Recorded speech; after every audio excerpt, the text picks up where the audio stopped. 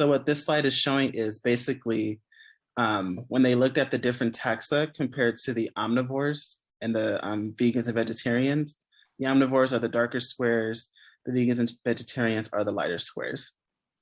And you can see that based off of certain taxa at the top on each graph for each one, you can see that they had higher proportions on the y-axis of that taxa and resultantly higher concentrations of trimethylamine oxide.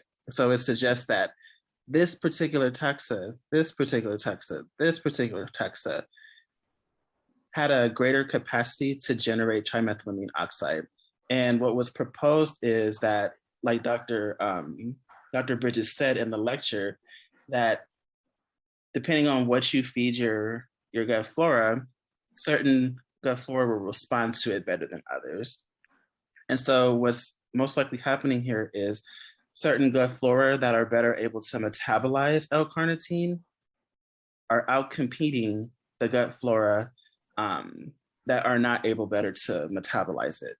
And so that's what's leading to the production of trimethyl M oxide, TMAO, which is the pro-atherogenic molecule. And because the vegans and vegetarians weren't eating L-Carnitine as much as the omnivores, you see they don't have those taxa that are able to generate TMAO. So you can see on average, they have lower levels of TMAO and lower proportions of those gut flora. And in some cases, they have higher levels of certain gut flora that are anti-atherogenic, as you can see here. Here, the vegans and vegetarians have higher amounts of this species of Lachnospira than the omnivores that lead to less levels of TMAO. So because they don't have that one, they have higher levels of TMAO.